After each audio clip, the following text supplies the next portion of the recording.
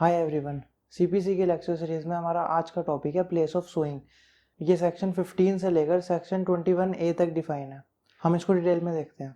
Now there are different types of civil suits like suits for immovable property, suits for movable property, suits relating to matrimonial proceedings and so on. अब ये different nature के suits file कहाँ होंगे, कौन से court में होंगे, इसका आंसर हमें मिलेगा सेक्शन 15 से सेक्शन 20 में। इनको डिटेल में देखने से पहले हम एक बार इनका ओवरव्यू देख लेते हैं। अब सेक्शन 15 ये कहता है कि जितने भी सूट्स हैं वो लोअर ग्रेड की कॉम्पिटेंट कोर्ट में ही फाइल होने चाहिए।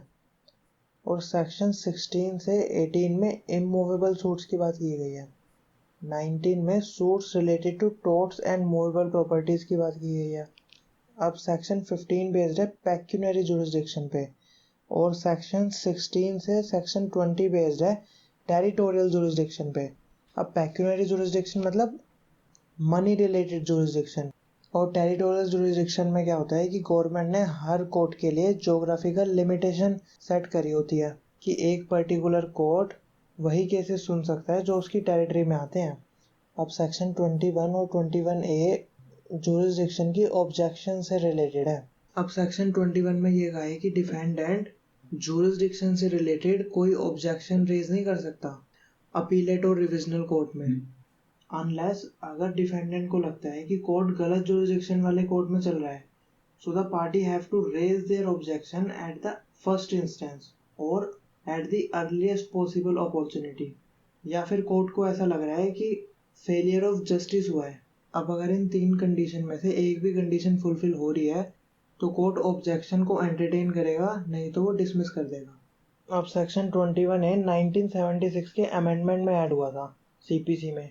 It states that no new suit can be filed to set aside a decree passed by a court on an objection as to place of sowing.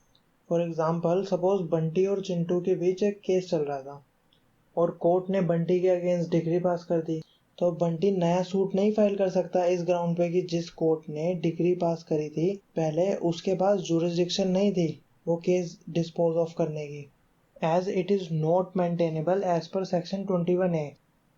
अब section 21A basically बस इतना ही कहता है कि कोई भी पार्टी जिसके अगेंस्ट डिक्री पास करी है पहले कोर्ट ने, वो पार्टी नया सूट फाइल नहीं कर सकती उस ग्राउंड पे कि वो कोर्ट कॉम्पिटेंट नहीं था उनका केस डिस्पोज ऑफ करने के लिए।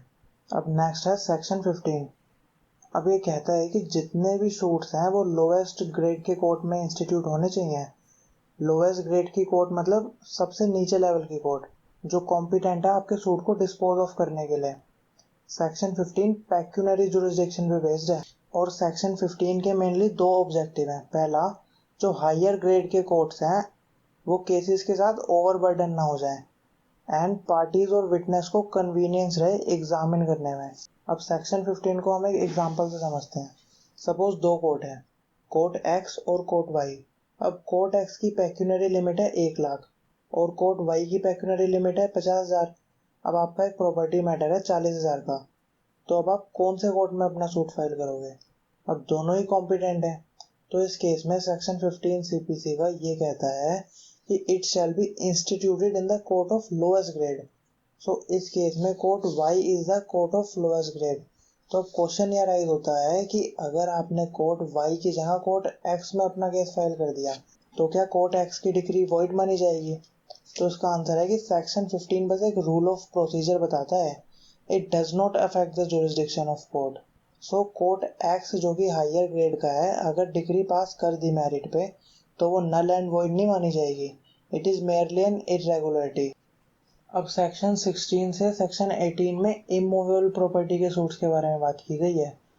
सेक्शन 16 में ये 5 तरीके के सूट्स दिए हैं इमूवेबल प्रॉपर्टी से रिलेटेड।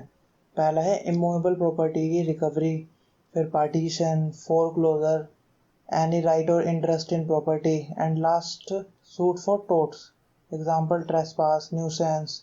अब सेक्शन 16 ये कहता है कि ये सभी सूट्स उस कोर्ट में फाइल होंगे जिस कोर्ट की जुरिस्डिक्शन में वो प्रॉपर्टी सिचुएटेड होगी। लेकिन सेक्शन 16 के प्रोविजो में ये कहा है कि अगर प्लेंटिफ ने रिलीफ या कंपनसेशन क्लेम किया है इमूवेबल प्रॉपर्टी से और वो रिलीफ डिफेंडेंट की पर्सनल ओबीडियंस से ही क्लेम हो सकता है, तो प्लेंटिफ के पास दो ऑप्शन है केस फाइल करने के। पहला, जहां इमूवेबल प्रॉपर्टी सिचुएटेड है वहां केस फाइल कर दे, या जहां डिफेंडेंट रहता है या काम करता है या कोई बिजनेस करता है वहां सूट फाइल कर दे।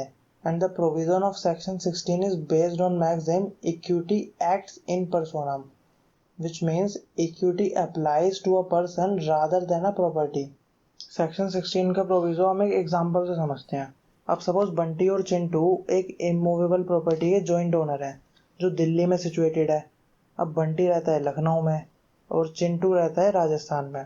अब बंटी पार्टीशन के लिए सूट फाइल करना चाहता है।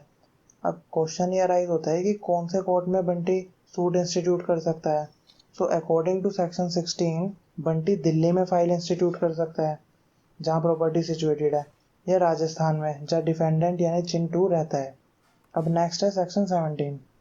अब सेक्शन 17 बस ये कहता है कि अगर कोई इमूवेबल प्रॉपर्टी एक से ज़्यादा कोर्ट के टेरिटोरियल एरिया में आ रही है तो आप किसी भी एक कोर्ट में अपना सूट इंस्टीट्यूट कर सकते हो।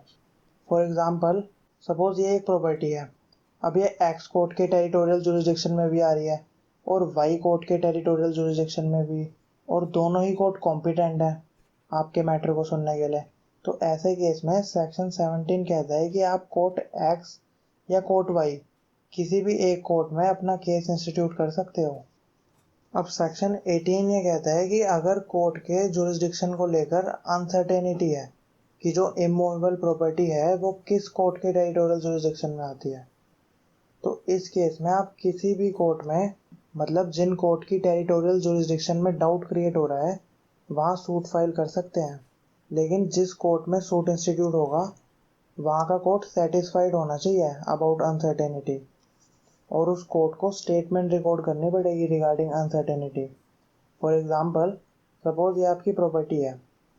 अब आपको डाउट है कि ये कोर्ट एक्स के जुरिसडिक्शन में आ रही है या कोर्ट वाई के, तो इस केस में सेक्शन 18 ये कहता है कि आप कोर्ट एक्स या कोर्ट वाई किसी भी कोर्ट में अपना केस फाइल कर सकते हो अगर वो कोर्ट सेटिस्फाइड है अबाउट अनसर्टेनिटी, और उस कोर्ट को स्टेटमेंट भी रिकॉर्ड करनी पड़ेगी अबाउट अनसर्टेनिटी। फिर वो कोर्ट आपके सूट को ऐसे ही ट्राई करेगा जैसे प्रॉपर्टी उस कोर्ट के जुरिसडिक्शन में ही हो, और डिफेंडेंट अपीलेट या रिविजनल कोर्ट में जाके ऑब्जेक्शन रेज नहीं कर सकता रिगार्डिंग जुरिसडिक्शन। अपीलेट कोर्ट जब ही ऑब्जेक्शन के केस को एंटरटेन करेगी जब अपीलेट कोर्ट को लगेगा कि फेलियर ऑफ जस्टिस हुआ है। अब सेक्शन 16 से 18 तक तो हो गई इमूवेबल प्रॉपर्टी की बात। अब सेक्शन 19 में सूट्स रिलेटिंग टू टॉर्ट्स और मूवेबल प्रॉपर्टी की बात करी गई है।